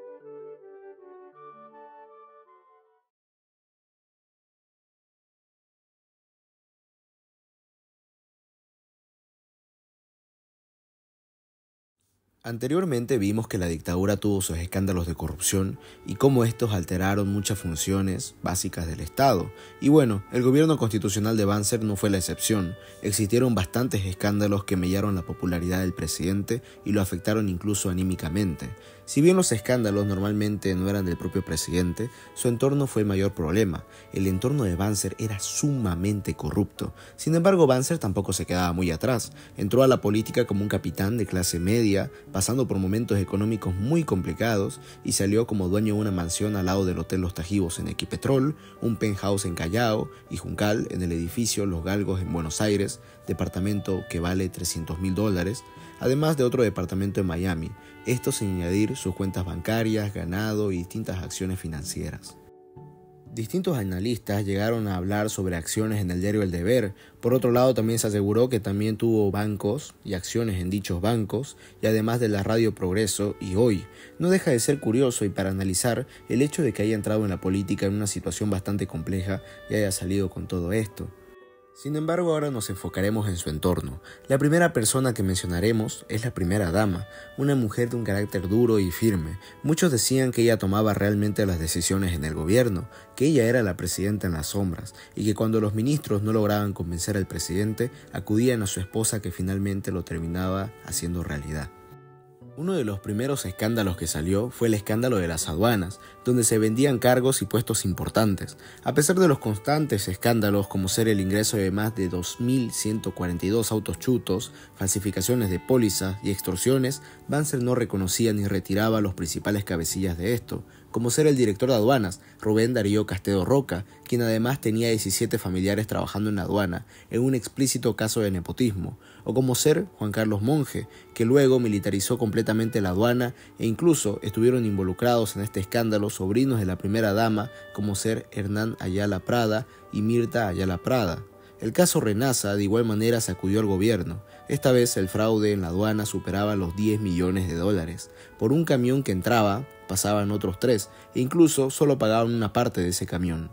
El caso escaló y fueron detenidos el ex administrador de aduana, Javier Álvarez, y Juan Antonio Rodríguez, ambos hombres con un trato cercano al presidente, incluso miembros de su seguridad privada. Pero lo más oscuro del asunto fue que uno de los denunciantes de este caso de corrupción, Enrique Velasco González, muere envenenado al día siguiente de haber dicho que iba a declarar todo lo que sabía ante la justicia. Era una red de corrupción aduanera muy grande, realmente era una mafia, y bueno, la aduana sigue siéndolo. Sin embargo, luego del envenenamiento de Velasco, se confirmó que era una red muchísimo más grande de lo que se pensaba. El caso se extendía a Santa Cruz, donde pasaron 29 vagones de contrabando. Por este delito estaban siendo investigados el administrador de la aduana y ahijado de Banzer, Alan Fará, y el sobrino de la primera dama, Mauricio Iriarte Prada. Extrañamente, Fará, a fines de julio del año 2000, fue asesinado de un tiro en la cabeza, hecho que consternó mucho al presidente. Los móviles no lo sabemos a día de hoy, pero seguramente tendrá algo que ver con la mafia de la aduana. Por todos estos hechos, los ingresos por aduana bajaron hasta en un 27% y el problema del contrabando no disminuyó para nada. Los Banzer Prada controlaban la aduana. Tenemos los casos de Gary Pereira, ahijado de Banzer, como administrador de la aduana de Virubiru, el sobrino de Banzer, Mario Ortiz Aldaña, como administrador de la zona franca de Santa Cruz, Marcelo Iriarte Prada, sobrino de Yolanda Prada, administrador de la aduana de Huarachi, el cuñado de Banzer, Froilán Keller, como administrador de la zona franca de Puerto Aguirre, Reinaldo Jiménez, esposo de la sobrina de Banzer, Silvina, como jefe de vista de la administración aduanera de Santa Cruz. A pesar de todos estos casos que salieron a la luz pública, el presidente se negó a reconocer que existía un gran nepotismo dentro de su gobierno y que era un problema particularmente alarmante en la aduana, de la cual eran amos y señores. Por fuera de la aduana también existían casos de nepotismo, los cuales fueron denunciados en su tiempo por el entonces diputado Juan de Granado, Patricia Banzer, hija del presidente, como secretaria privada de presidencia con sueldo del Estado. Luis Chito Valle, yerno de Banzer, casado con Patricia, se desempeñó como prefecto de La Paz. Susana Sazzarini, sobrina de Banzer, como secretaria de protocolo. Sandy Sazzarini, también sobrina de Banzer, fue secretaria personal en el Senado. Elizabeth Banzer, sobrina del general, como cónsul en Salta. Julio César Banzer, hermano de Banzer, cónsul en Campo Grande, Brasil. María Estela Suárez, sobrina del general, como cónsul en Buenos Aires. Jaime Prada, sobrino de la primera dama Yolanda Prada, como cónsul en Miami, Alfredo Landívar, sobrino de Banzer, como cónsul en Santiago de Chile, Julio Toño Suárez, subprefecto en Concepción, Patricia Ormachea, sobrina de Banzer, secretaria del Palacio de Gobierno, Rolando Toto Valdivia, primo de Banzer, jefe administrativo del Palacio, Mauricio Navarro Banzer y Jaime Banzer, con puestos de trabajo en el Ministerio de Transporte, Carlos Paz, nieto político de Banzer, como secretario del Consulado Boliviano en Bélgica, Luis Iriarte, sobrino político de Banzer, como jefe de la Casa Militar, Marcos Prada y Giselle González Prada, sobrinos de Yolanda Prada, funcionarios de la prefectura de Tarija, y uno de los más conocidos, el papá de la actual ministra de la Presidencia, Ramón Prada, sobrino de Yolanda, como prefecto del departamento de Santa Cruz. Pero van a existir dos casos particulares que le van a causar un verdadero problema al presidente: Luis Chito Valle y Marino Deodato.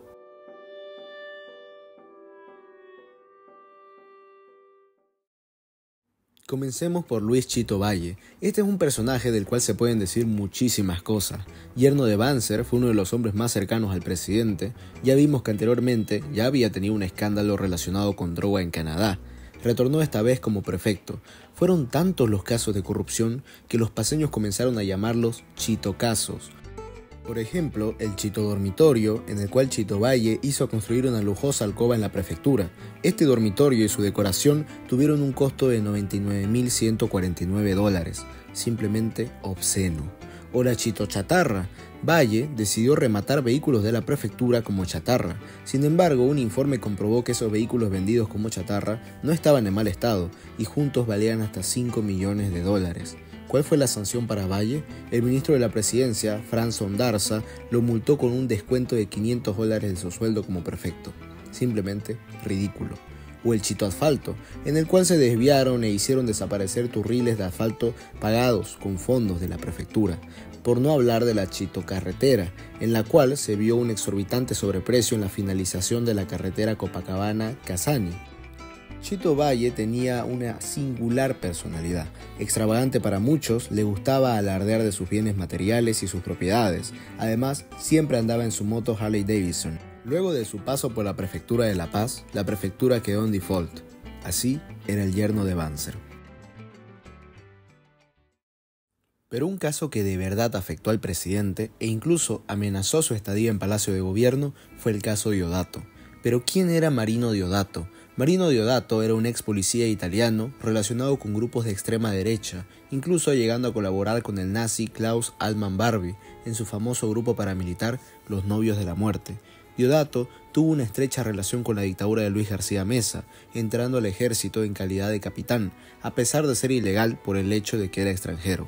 Sin embargo, su relación más cercana fue con el general Banzer, estando incluso casado con su sobrina, Gina Banzer, hija de su hermano mayor Enrique Banzer.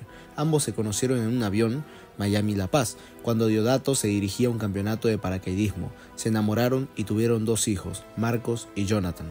Pero lo importante es que tras un gran operativo de la DEA y Fuerzas Especiales de Bolivia, Deodato fue detenido en junio de 1999. Lo acusaron de múltiples delitos como ser clonación de celulares, fabricación de armas, vínculos con el narcotráfico, instalación de casas ilegales de juego, espionaje y conformación de grupos de inteligencia paraestatales. Los casinos de Deodato también habrían sido utilizados para lavar dinero. Diversas investigaciones también lo vinculan al clan mafioso Santa Paola.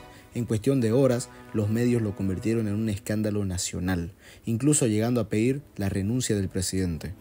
Según la acusación del fiscal Rodolfo Gutiérrez, junto a Deodato, Luis Iriarte, un hombre cercano al presidente Banzer, fueron los encargados de crear la red y grupo de inteligencia y espionaje de Palacio Quemado, a servicio no del gobierno, sino al servicio personal del presidente Hugo Banzer. Es por eso que el espionaje se realizaba a todos los líderes políticos de oposición y líderes sociales contrarios a Banzer. Incluso se llegó a intervenir el teléfono del vicepresidente Tuto Quiroga. Además, el mismo Deodato confesó haber entrado en múltiples ocasiones al despacho del presidente e incluso señaló que logró descubrir que el propio teléfono de Banzer estaba pinchado por la Embajada de Estados Unidos. En su primera declaración, el presidente Banzer aseguró no conocer a Deodato y que Deodato nunca había entrado a su familia y posteriormente lo acusó de ser la cúspide del narcotráfico en Bolivia. No sé, porque cuando uno envejece y tiene la cabeza blanca, le viene aquí arriba unas sensaciones que no las tienen ustedes. Y entonces pues no me gustó nunca y no lo recibí nunca. Yo le puedo decir al presidente Banzer, yo he cumplido. Todo esto sin duda con el objetivo de desligarse del personaje, cosa que no logró, cuando incluso gracias a Diodato, empresarios italianos aportaron dinero a las campañas de Banzer. El presidente salió a decir, uno no escoge a sus familiares, y aclaró que Enrique Banzer no era su hermano, sino su medio hermano. El caso Diodato deterioró la relación entre Banzer y Quiroga, y además se llevó a 3 ministros. Guido Nayar renunció al Ministerio de Gobierno horas después de ser publicado el escándalo, el de Justicia Carlos Subirana y el de Informaciones Jorge Landívar por sus vínculos con Diodato, todo esto por presiones de la embajada estadounidense. La crisis llegó a tal punto que el nuevo ministro de Gobierno, Walter Guiteras, mandó a investigar a los periodistas que publicaron los informes y señaló que el caso Diodato solo buscaba desestabilizar al gobierno. Pero el vínculo era imposible de negar. Incluso 2 de sus parientes, Rolando Toto Valdivia Banzer, quien colaboró en la explotación de juegos de azar conformando la sociedad Flamingo Diversiones en 1990, y Orlando Aguirre Banzer, quien fue acusado de encubrir los juegos de azar de Diodato, fueron estrechos colaboradores del mismo. Según las investigaciones, Diodato recibió ascensos dentro del ejército tanto por los presidentes Paz Estenssoro, Paz Zamora y Sánchez de Lozada. Además frecuentaba a muchos dirigentes. Según una investigación del canal PAT, Chito Valle fue uno de los adenistas que apoyó el funcionamiento de los casinos clandestinos de Diodato. Surgió una guerra interna en ADN. Este caso distanciaba aún más a los llamados dinosaurios y pitufos. Los dinosaurios decían que el caso de Diodato no tenía importancia, mientras que los pitufos como ser Guido Nayar o Tuto Quiroga estaban completamente en contra, e incluso denunciaron el encubrimiento del gobierno. En las vísperas de su sentencia, Diodato gritó en voz alta una pregunta que estremeció al gobierno: ¿qué hubiera pasado con el presidente si lo involucraba? Diodato estaba iracundo, no podía creer que el presidente al cual había servido durante tanto tiempo, una vez caído, no haga nada por él, y además lo niegue. Diodato hasta el final negó todos los cargos y señaló que su apresamiento se debió a una pelea entre los altos mandos de la CIA y la DEA, que su caso fue armado por la CIA y que el gobierno lo vendió a cambio de mantener buenas relaciones con la Embajada de los Estados Unidos. El juicio se extendió y Diodato continuó en prisión, hasta el 31 de enero de 2004, cuando escapó de la clínica Bilbao, donde era atendido por aquejamientos de su salud. Diodato era acusado de tener fábricas de cocaína en sus propiedades. Sin embargo, él señalaba que incluso antes del juicio, él mismo había realizado una denuncia en contra de los narcos que usaban su propiedad para estos fines. Un mes luego de su escape, el 27 de febrero de 2004, ocurriría el crimen que quizás más conmocionó a la sociedad boliviana de aquel entonces. La fiscal que llevaba el caso de Diodato, Mónica Bomborris, muere al encender su auto. Una bomba acaba con su vida. Nadie, ningún adulto ni niño, olvidará esas imágenes que quedaron en la memoria de toda una nación que quedó atónita al ver cómo, al más puro estilo de la mafia italiana, la fiscal Bomborris era asesinada, el auto destruido y la sangre en toda la escena, simplemente un panorama desolador. Diodato, según informaciones de cercanos, se ocultó en una localidad cercana a Guarnes. Según esta hipótesis, en marzo de 2004, Marco Marino Diodato se suicida colgándose de un árbol. La causa fatal sería una intensa depresión. Sin dinero, sin amigos y abandonado por sus familiares, fue lo que hizo que tome la fatal decisión de acabar con su vida. Sin embargo, esta teoría queda muy en duda, puesto que nunca se encontró el cuerpo de Diodato, y además muchos dicen haberlo visto en Pando durante la masacre del Porvenir o en Cochabamba durante el conflicto de la Media Luna. Muerto, suicidio, oculto por ahí en el exterior o dentro de Bolivia, la verdad sobre el caso de Diodato y su desaparición quizás nunca la sabremos. Hubieron múltiples otros casos de corrupción que tampoco pueden pasar desapercibidos. El caso de Dante Escobar y Guillermo Fortún, uno de los ministros más poderosos de Banzer, los cuales fueron acusados del mal manejo de fondos públicos. O el caso de Fernando Kiefer con el sobreprecio de fusiles Galil. Por otro lado, los ministros de Trabajo, Leopoldo Polilla López, y de Salud, Tonchi Marinkovic, tuvieron que presentar sus renuncias por irregularidades y corrupción. O el caso del jefe de la policía, Iván Narváez, el escándalo Guiteras, el caso de los Landívar y la liquidación del Banco Videsa. En esta estafa financiera, las ganancias fueron de hasta $60 millones para los Landívar, 26 de ellos pagados por el Estado. Los Landívar, tanto Roberto como Jorge, se protegieron a través de la política y su inmunidad parlamentaria, siendo uno diputado de NFR y el otro ministro de Informaciones.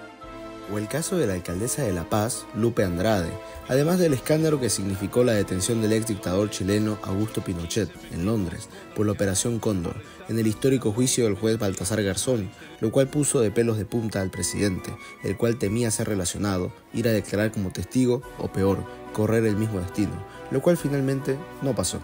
Pero uno de los casos que más indignó a la sociedad boliviana fue el caso del terremoto de Aquile, el cual el 22 de marzo de 1998 dejó 80 personas fallecidas y miles de personas sin hogar en los valles de Cochabamba. Los damnificados comenzaron a denunciar que las ayudas y el apoyo internacional no llegaban, a pesar de haber declarado que existían 66 millones de dólares en donaciones.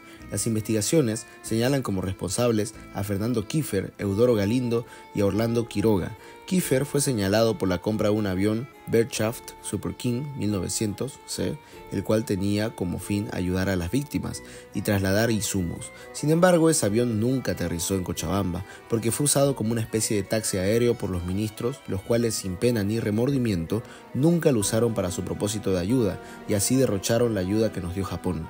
También se señaló la presentación de facturas falsas y la apropiación arbitraria de bienes patrimoniales del Estado. Y así como vemos, la corrupción fue uno de los peores males del gobierno, de quien alguna vez dijo: robar en Bolivia es como quitarle el pan a un niño.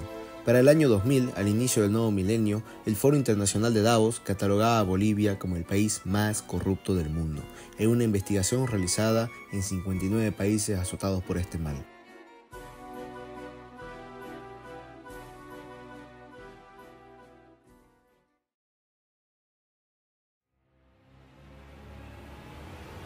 El inicio del nuevo milenio, tanto para Bolivia como para el gobierno de Banzer, sería bastante conflictivo. Comenzamos en enero del año 2000, la conocida Guerra del Agua en Cochabamba.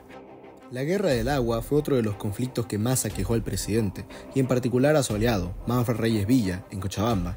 La Guerra del Agua se convirtió en el que quizás es uno de los conflictos ambientales más importantes de Bolivia y América Latina. Todo comenzó con un contrato de 200 millones de dólares entre el gobierno del presidente Banzer y varias transnacionales como ser la Bechtel Corporation, la cual tenía como accionistas a los Bush, entre otras empresas extranjeras, todas aglutinadas bajo el nombre Aguas del Tunari, con el fin de privatizar el servicio de agua potable en toda la ciudad de Cochabamba. Poco después de ser anunciado este contrato, muchos cochabambinos salieron a las calles debido a que las tarifas, si bien ya se habían incrementado en un 50% y posteriormente en un 300%, las protestas no tardaron en generalizarse y generar caos y violencia entre la policía y los manifestantes. El contrato parecía contemplar que Aguas del Tunari sería dueña de todos los recursos hídricos de Cochabamba, incluso aquellos que no estaban contemplados en el Servicio Municipal de Agua Potable y Alcantarillado, los cuales serían expropiados, para luego pasar a favor de Aguas del Tunari. Además, Aguas del Tunari podría cobrarle a los residentes por la instalación de las conexiones hídricas y algo que ya rayó en lo ridículo: los ciudadanos tendrían que pedir un permiso especial para recoger agua de lluvia. Aguas del Tunari sería dueña hasta del agua de lluvia. Además, se dejó a un lado la tan anhelada represa de Misicuni, lo cual también indignó a la sociedad. Por ende, distintas organizaciones se agruparon alrededor de la Coordinadora de Agua, y esta organización fue la que comandó las protestas. Muchos de sus dirigentes fueron tomados presos y fueron llevados al oriente boliviano, pero no a Santa Cruz de la Sierra, sino a Puerto Rico, una localidad remota del departamento de Pando. Con esto las protestas estallaron con mayor fuerza, lo cual obligó al prefecto de Cochabamba, Hugo Galindo, a renunciar. El gobierno colocó como prefecto interino al comandante de la policía, coronel Eduardo Guayar. Todo esto con tal de intentar confrontar la crisis. Las protestas mayormente se realizaron a través de cabildos y bloqueos, tanto en el centro de la ciudad como en la periferia. Se producen fuertes conflictos entre la policía, dejando múltiples heridos y detenidos. La coordinadora extrema medidas pidiendo la toma de Cochabamba y llama a un referéndum sin valor legal. En dicho referéndum participaron 50.000 personas, lo cual representaba un 31% del padrón electoral de Cochabamba. Aproximadamente el 96% de esas personas votaron a favor de todas las protestas dadas por la coordinadora, como por ejemplo la expulsión de Aguas del Tunari y la negativa al incremento de tarifas. Ante esto el gobierno recrudece la represión. El gobierno declara estado de sitio en todo el departamento de Cochabamba y saca a los militares a las calles. Las protestas responden de igual manera. Toman las instalaciones de la empresa Aguas del Tunari y comienzan a llegar manifestantes de todos los rincones del departamento, manifestantes desde el Valle Alto y el Trópico de Cochabamba. El gobierno no quiere que Aguas del Tunari se vaya. El pueblo tiene que sacar aguas del Tunari, compañeros. Sino que expropiaba las fuentes de agua en las zonas rurales y también urbanas, así como elevaba las tarifas de tal forma que cada familia debería pagar por el servicio del agua el 20% de sus ingresos. Definitivamente esto no fue de ninguna manera aceptado por la gente y con un simple no paramos todo Cochabamba. Para este punto el gobierno deja de usar balines de goma y gases lacrimógenos y comienza a usar balas de plomo. Producto de esto muere un joven, un niño prácticamente. Víctor Hugo Daza, de 16 años, muere por un impacto de bala en la cabeza. Tras la muerte del joven, el gobierno se da cuenta que la situación se le sale de sus manos y que si no retrocede, todo podría convertirse en un baño de sangre. Las Fuerzas Armadas son acuarteladas y los manifestantes toman la plaza 14 de septiembre. Además, el gobierno cede a todas las reivindicaciones de la coordinadora, incluida la liberación de los dirigentes presos. La Policía Nacional informa a los ejecutivos de Aguas del Tunari que ya no podían garantizar su seguridad. Los ejecutivos salieron de Cochabamba rumbo a Santa Cruz, donde permanecerían 4 días ocultos para luego huir de Bolivia. Posteriormente, el líder de la Coordinadora por el Agua, Óscar Olivera, firma un acuerdo con el gobierno para garantizar el retiro de aguas del Tunari y la provisión de agua por Cochabamba. La empresa Bechtel demandaría al gobierno boliviano y pediría una indemnización de $40 millones, arguyendo que ellos lo único que querían era administrar el agua potable de Cochabamba y que el gobierno boliviano fue el que incrementó las tarifas, ocasionando la indignación social. En enero de 2006, Bechtel retiraría la demanda. Pero el conflicto del agua no fue el único. Luego de esto llegó el conflicto de la coca. En el plan Dignidad del presidente Hugo Banzer se encontraba algo llamado Proyecto Coca Cero, el cual tenía por objetivo eliminar todas las hectáreas y plantaciones de coca excedentaria en el país, puesto que esta coca era usada para el narcotráfico. Para este objetivo, Estados Unidos donó $158 millones, pero la erradicación no sería sencilla. Los cocaleros del Chapare se resistirían a esta medida a pesar de que el gobierno propuso la sustitución de cultivos. El año 1998 fue particularmente violento. En la primera etapa los enfrentamientos dejaron, tras 8 días de violencia por ambas partes, un saldo de 150 heridos y 7 muertos. Posteriormente la violencia aumentó y dejó un saldo de 13 muertos por parte de los cocaleros y 6 muertos por parte de los policías. En el poblado de Ichoa, un bebé de 1 año perdió la vida al morir asfixiado por los gases lacrimógenos. Los bloqueos, no solo en el trópico, sino en varias partes del país, se comenzaron a propagar. Acá salieron a la luz 2 personajes que serían clave para entender la historia del país a partir de este momento. Felipe Quispe, más conocido como el Malcu, y Evo Morales, un orureño entonces líder de los cocaleros del trópico de Cochabamba. Sus demandas eran mayores atenciones por parte del gobierno y por el lado de los cocaleros evitar la construcción de nuevos cuarteles militares en el Chapare y mantener el catu de coca. El catu sería 1/4 de hectárea de cultivo de coca por familia. Los cocaleros y los manifestantes llegaron a tener completamente aislados a 4 departamentos enteros. El gobierno respondió diciendo que la policía despejaría los caminos y sacarían a las Fuerzas Armadas para controlar el Chapare. Además, anunció juicios contra los dirigentes de estos movimientos. Para el jueves 21 de septiembre de 2000, La Paz, Oruro, Santa Cruz y Cochabamba ya no tenían comunicación por vía terrestre. La suba de precios y la escasez ya se sentían en muchas ciudades. La violencia seguía creciendo. 2 personas murieron por impacto de bala en Parotani y una en Huaki. Para este punto ya 7 de los 9 departamentos estaban afectados y las consecuencias económicas se vieron. Coca-Cola cerró su planta en el Alto y suspendió su producción por miedo a las protestas. Además, Petrobras amenazó con suspender sus operaciones en Tarija, y los daños causados en las carreteras superaban los $40 millones, y el daño económico para el país superaba los 100 millones. El gobierno intentó todo tipo de fórmulas, amenazas, fuerzas armadas, diálogo y concesión, pero la crisis persistió. El presidente pensó en recortar su mandato. Al gobierno no le quedó más que recurrir a la mano dura.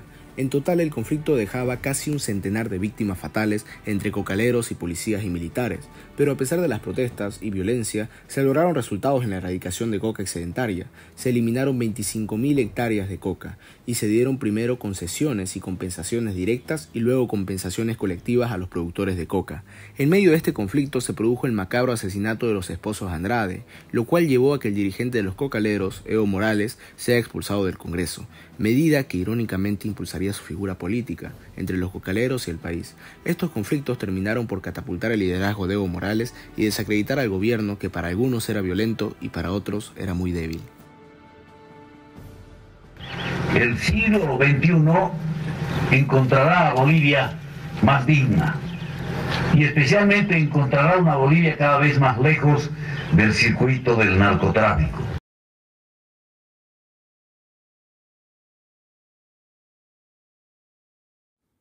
El gobierno constitucional del general Banzer fue en el cual se comenzaron a evidenciar las debilidades del modelo económico inaugurado en 1986, debido sobre todo a situaciones económicas internacionales, las cuales influyeron de forma negativa en la economía del país. La crisis brasileña y asiática, además de los bajos precios internacionales de materias primas, minerales y soya, afectaron el crecimiento del país, el cual se desplomó a poco más del 1% por año. A pesar de los intentos del gobierno por mejorar la economía, simplemente la economía no respondía. Los niveles de pobreza eran sumamente altos, prácticamente no existía liquidez en la economía. La banca tenía más de $1.000 millones que no colocaba por falta de condiciones para los créditos. Además, una de las primeras estocadas del gobierno fue el incremento del precio de los hidrocarburos. Representó su primera caída en las encuestas. Para las elecciones municipales, su partido apenas había sacado el 13% de los votos, apenas logrando imponerse en 2 capitales departamentales, en Beni y Pando. Se veía el inicio del fin del modelo. Las debilidades del 21-060 serían aprovechadas por los partidos de izquierda. Poco a poco la izquierda fue avanzando. Precisamente en 1997, simultáneamente mientras Banzer asumía la presidencia, un Evo Morales de 38 años asumía como el diputado más votado de dichas elecciones. Las fallas y los errores del modelo económico a nivel de exclusión social generaron un gran descontento, que se vio materializado en la llegada de izquierdas mucho más radicales que las vistas, una izquierda que tenía un proyecto más fuerte y sobre todo autoritario.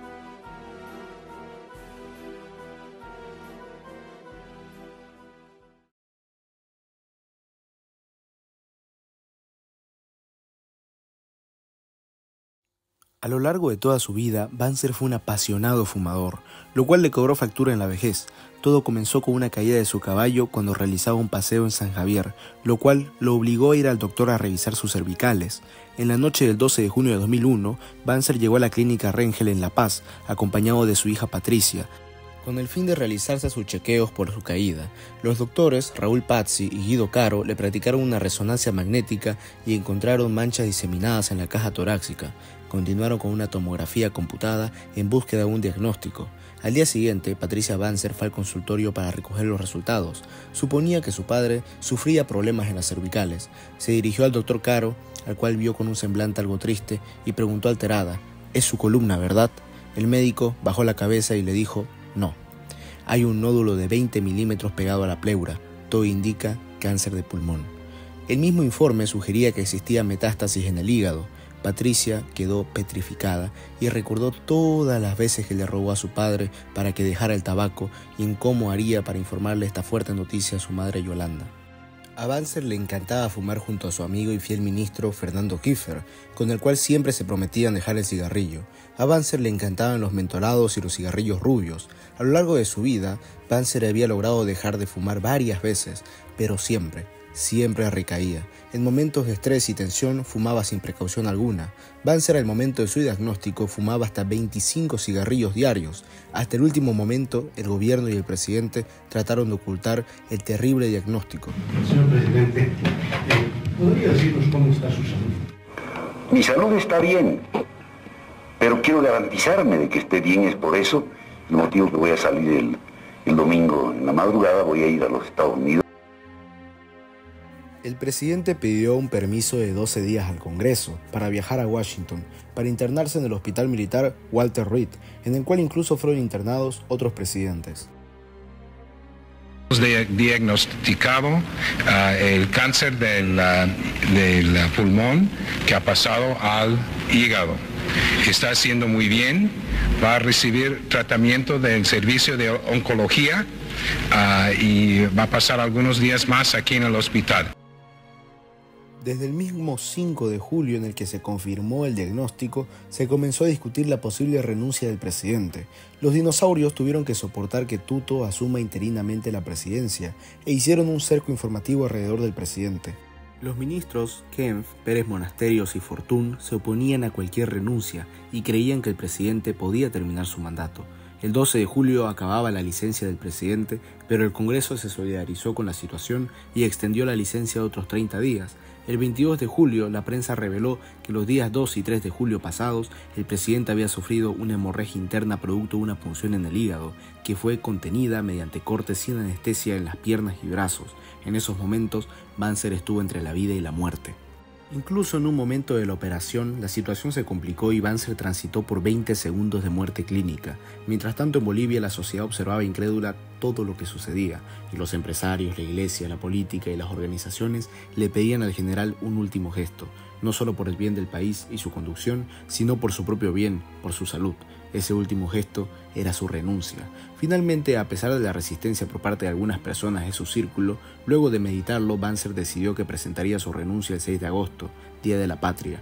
Le daría a Bolivia su renuncia para que un joven, y más importante, saludable, Tuto Quiroga, asuma la presidencia de la nación. Banzer anunció también que se retiraría a San Javier. Ya había aceptado su irremediable destino. El 30 de julio, desde Washington, el presidente enviaba un mensaje televisado a la nación. Bolivia veía nuevamente a su presidente, esta vez un hombre flaco, pálido, sin cabello y sobre todo débil. Lejos quedaba el recuerdo de aquel viejito regordete con su bigote blanco, carismático, saludando a la gente desde su caballo. Luego de una profunda reflexión personal, he tomado la decisión de renunciar a la presidencia de la República. Renuncio a la máxima magistratura pensando en ustedes, en sus familias y en el bien de todos los bolivianos. Mi estado de salud me impide continuar ejerciendo el cargo presidencial con la dedicación que el país merece. Y mi amor por Bolivia no me permite otra actitud. En la mañana del 4 de agosto sale del Walter Reed rumbo a Bolivia. A las 6 de la tarde, luego de casi 9 horas de vuelo, aterriza en el aeropuerto de Virubiru en Santa Cruz, donde es recibido con todos los honores. A pesar de la enfermedad, con un cayado en la mano, camina erguido y rechaza el apoyo de su esposa. Sabía que todo el país lo estaba viendo y quería dejar una imagen de fortaleza para el final de su mandato. Campesinos, los agricultores, cultivaban la tierra, punzando con este cayado la Pachamama, y por detrás venía la familia poniendo la semilla y tapando el agujero del cayado. Quisiera que los bolivianos me recuerden solo como el sembrador, y no el sembrador de ilusiones. Finalmente llegó el 6 de agosto. Al momento de finalizar su mandato, el presidente contaba con una imagen negativa del 79%, un 3% neutral y apenas un 18% de imagen positiva. Banzer llega a Sucre, capital de Bolivia, para entregarle el mando presidencial a su vicepresidente, Jorge Quiroga, en una emocional ceremonia.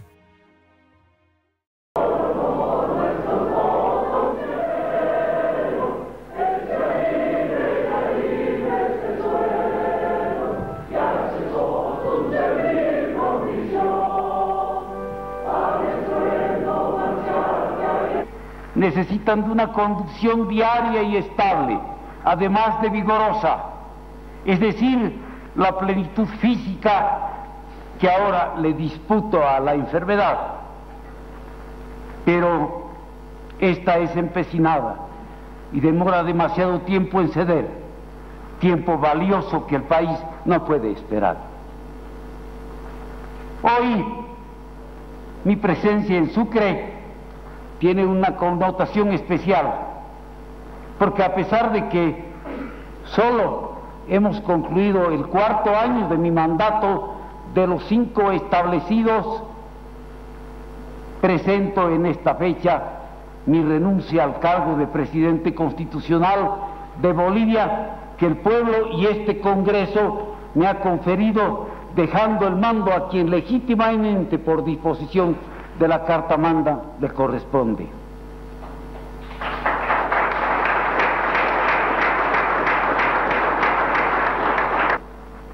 Yo pensaba pedir a los líderes de los partidos políticos que conforman la coalición de gobierno, en esta oportunidad, que me permitan elegir con libertad a los miembros de mi último gabinete. Este pedido lo formulo ahora. para que con su enunciamiento patriótico lo hagan colaborando con mi sucesor. Yo, como jefe de Acción Democrática Nacionalista, así lo haré.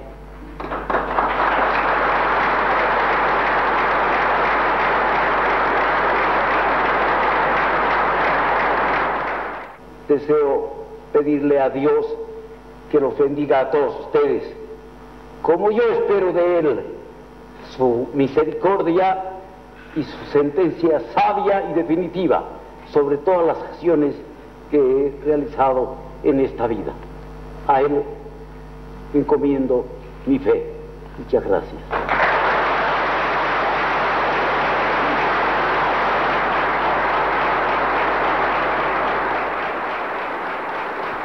De esa manera, el presidente constitucional de la República, general Hugo Banzer Suárez, ha concluido su mensaje a la nación en la Casa de la Libertad del departamento de Chuquisaca. Palabras cargadas. Así finalizaba la caótica presidencia constitucional de Hugo Banzer. Banzer se retiraría de la política y pasaría los siguientes días en su natal San Javier. Una vez avanzada su enfermedad, decidió establecerse en su casa en Santa Cruz de la Sierra. La metástasis se hizo general, llegando al cerebro. Según su médico, Freddy Terrazas, durante sus últimos días de vida, el general ya no podía reconocer a sus familiares. Su mente divagaba y estaba confundido. En sus últimas horas de vida estuvo inconsciente y finalmente, el domingo 5 de mayo de 2002, faltando 5 días para su cumpleaños número 76, Banzer moría a causa de un paro cardiorrespiratorio. El gobierno declaró 30 días de duelo nacional. Un hombre complejo y contradictorio que, a pesar de sus errores, se adecuó a las normas de la democracia y la respetó. Quedaba un enorme vacío en la política nacional. Casi todo giraba alrededor de él y su muerte generó una pérdida de identidad no solo para su partido, sino para aquellos que vivían criticándolo y recordándole su pasado dictatorial.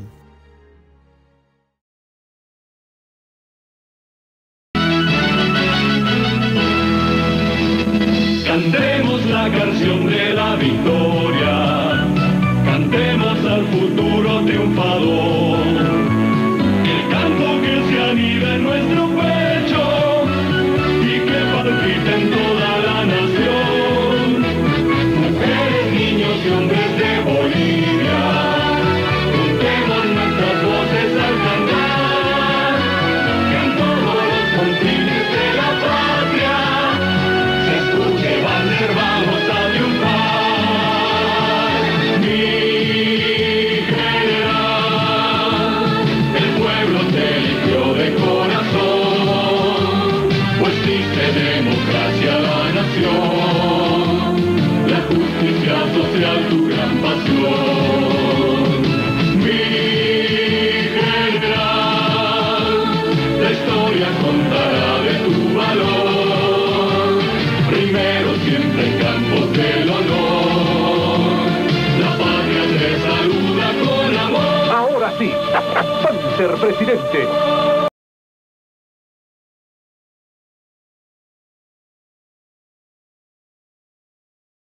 Para este documental me basé en 3 libros. Por un lado, el libro de Alfonso Crespo, Banzer, el destino de un soldado. Por otro lado, ¿por qué Banzer no debe ser presidente?, de la Asamblea Permanente de Derechos Humanos de Bolivia, y Banzer, el dictador elegido, de Martin Sivak. Además de diversos periódicos, revistas e incluso informes de la DEA y documentos desclasificados de la CIA. Sin embargo, cualquier queja, duda, consulta, deseo de corrección o cuestionamiento pueden dejarlo en los comentarios. Espero haber realizado un trabajo óptimo y haya sido de su agrado. Mostramos tanto los lados buenos como los malos de un personaje tan complejo y a la vez polémico de la historia de mi país. Con este documental no pretendo santificar ni satanizar la imagen de Banzer, por eso recurrí a tanto fuentes pro-Banzer como anti-Banzer. Lo que pretendo es sino dar un vistazo objetivo a lo que significó la vida de Banzer en nuestra historia. Como cualquier presidente, Banzer tuvo luces y tuvo sombras. Se puede rescatar muchas de sus medidas económicas, el desarrollo y el progreso de su régimen, y como se caracteriza a los presidentes cruceños de Bolivia. Fue sin lugar a dudas un ferviente nacionalista que ponía a Bolivia ante todo, incluso ante la vida de quienes consideraba los enemigos de la patria. Sin embargo, a mi juicio, ningún contexto justifica el nivel de barbarie y sadismo con el que se dio la persecución bancerista, especialmente hacia aquellos que profesaban la ideología marxista. Además, fue un presidente que cometió diversos errores y excesos graves, endeudó al país, se vio beneficiado por un contexto internacional de alza de precios, el cual le dio vía libre hacia el despilfarro, involucró al país en diversas rutas de narcotráfico y cometió un fraude electoral. No sé a quién me recuerda, pero bueno, Banzer representa la contradicción del boliviano. La ironía de un dictador electo nos hace pensar mucho sobre nuestra sociedad. Banzer encarna tanto cosas buenas como malas, encarna las virtudes y las falencias de una sociedad como la nuestra, el emprendimiento, el carisma, la sencillez y el amor a la patria boliviana, pero por otro lado, la corrupción, el narcotráfico, el nepotismo, el populismo. Dentro del complejo ser humano que era Banzer, convivieron tanto la democracia como la dictadura, como si de alter ego se tratara, el dictador y el presidente constitucional. Dos caras de un mismo personaje que salían a relucir en distintos momentos. Por eso el nombre del documental, El dictador electo, y por eso es tan complejo explicar y analizar una figura como Banzer. Espero haber logrado informar y dar una visión objetiva de los hechos, para que ustedes puedan tener sus propios criterios personales sobre lo que significó Banzer para Bolivia. En Bolivia todavía quedan muchos recuerdos, muchas heridas sin sanar y resentimientos alrededor de la figura de Banzer, pero en realidad siempre le tenemos presente, siempre de una u otra forma está ahí el fantasma de Banzer, aquel fantasma que nos hace que en lugar de llamarla Avenida Cristo Redentor, siempre la llamemos Avenida Banzer, en las veces en que escuchas a tus amigos conservadores decir cuánta falta nos hace un Banzer, y también en aquellos que denostan su figura y la satanizan. Realmente Banzer fue un presidente curioso, y también cometió muchos errores y hubieron varias faltas que se ven incluso en su mismo pueblo de nacimiento, San Javier. En campaña prometió hacer una carretera que debía llegar hasta la frontera con Brasil, pero para el año 2000, cuando él ya era presidente, adivinen hasta dónde llegaba el pavimento. Sí, hasta 10 metros más allá de su hacienda personal. Banzer donó la casa donde nació para hacerle un museo misional. En la entrada hay una placa que dice: en esta casa nació un chiquitano que llegó a ser presidente de Bolivia, Hugo Banzer Suárez, 10 de mayo de 1926. Pero tampoco podemos negar sus aportes para su pueblo, el primer hospital de nivel, el primer sistema de agua potable, la primera escuela propiamente equipada. La hizo quizás recordando aquellos tiempos en los que su escuelita era un cuarto y él mismo tenía que traerse su propia silla. Precisamente en su pueblo podemos denotar tanto los aspectos malos como buenos de Banzer, el progreso pero condicionado a su vez por beneficio personal. Lo mismo que pasó en San Javier se puede pasar a nivel nacional, una carretera pero que llegue hasta mi hacienda. No podemos negar que el general se terminó adecuando a las normas de la democracia, que aceptó no una, no dos, sino 5 derrotas seguidas en elecciones, 5 intentos fallidos en su afán de convertirse en presidente mediante las urnas. Las ironías de la vida, una vez cumplido su sueño, vio que las cosas eran muy distintas. No era la misma época, no era la misma Bolivia, no eran los mismos años 70 donde él podía hacer lo que quisiera sin miedo a represalias. No era el mismo cuerpo tampoco. Al poco tiempo de asumir, comenzó a sentir las consecuencias de haber fumado tabaco toda su vida. Ese mal hábito acortaría su estancia en este mundo.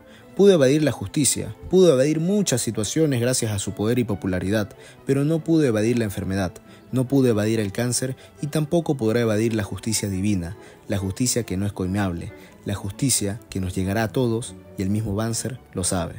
Deseo pedirle a Dios que los bendiga a todos ustedes, como yo espero de Él su misericordia y su sentencia sabia y definitiva sobre todas las acciones que he realizado en esta vida.